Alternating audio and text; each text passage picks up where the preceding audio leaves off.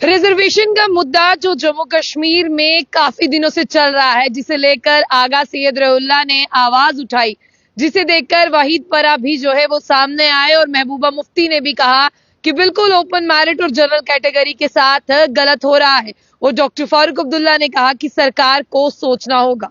यानी अगर इन चारों का नाम ले, ये चारों के चारों जो है वो कश्मीरी लीडर्स हैं। और ये देखिए, चाहे ओपन कैटेगरी के बच्चे जम्मू में हो चाहे कश्मीर में हो, लेकिन आपने देखा जनरल कैटेगरी वाले अब कहते हैं कि आपने रिजर्वेशन को बहुत ज्यादा बढ़ा दिया है, हमारे साथ जस्टिस नहीं हो रहा। लेकिन इसके लिए आपको बता दें कि 5 पिटिशनर जो हैं वो जम्मू कश्मीर और लद्दाख हाईकोर्ट पहुंचे।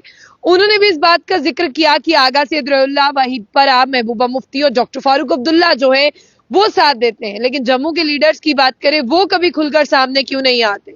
आपने देखा कि रिजर्वेशन को लेकर जो अमेंडमेंट हुई थी 2005 में, जिसमें आपने देखा कि जनरल कैटेगरी को भी एक बहुत बड़ा परसेंटेज दिया गया था, लेकिन ये परसेंटेज कम होते होते बहुत सिकुड़ कर रह गया। और इसी को लेकर ओपन मैरिट के बच्चों ने कहा कि अब सरकार बन गई है तो सरकार को सोचना होगा। डॉक्टर फारूक अब्दुल्ला बिल्कुल मानते हैं कि सरकार बनी है और सोचना होगा, लेकिन अब ये मुद्दा जो है वो जम्मू कश्मीर और लद्दाख हाईकोर्ट पहुंच गया।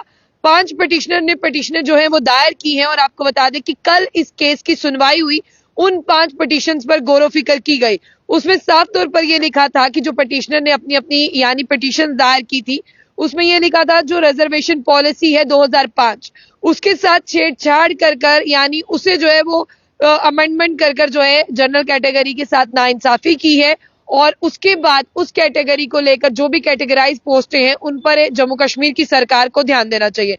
ओपन मैरिट और जनरल की बात करते हैं, एजुकेशन इंस्टीट्यूशंस में आपने देखा कि जनरल कैटेगरी को 57 से घटाते घटाते 33 और 30 के आसपास जो है वो अब ले आए हैं। और rest of the all these अगर हम बात करें 100 से 70 जो है वो रिजर्वेशन वालों के पास है, जिसमें आरबीए है, ST1 है, ST2 है, SC है, ALC है, OBC है, तमाम कैटेगरीज है। लेकिन आप देखें सबसे ज्यादा कोटा जो है वो जनरल का काट काट कर जो है वो सबको दे दिया।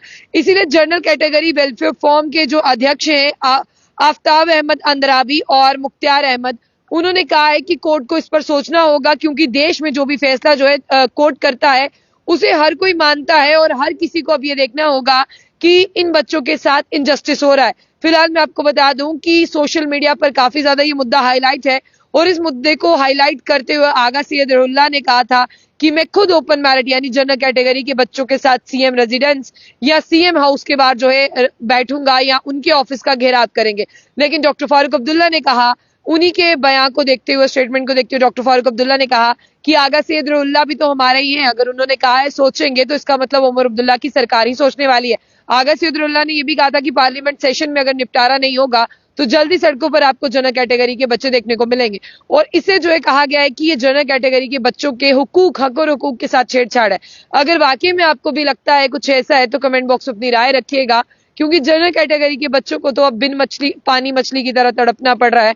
तो आप उनकी तड़प कितनी महसूस करते हैं ये आप तक है। जाने से पहले जो बुलेटिन न्यूज को लाइक और फॉलो करना ना भूलें।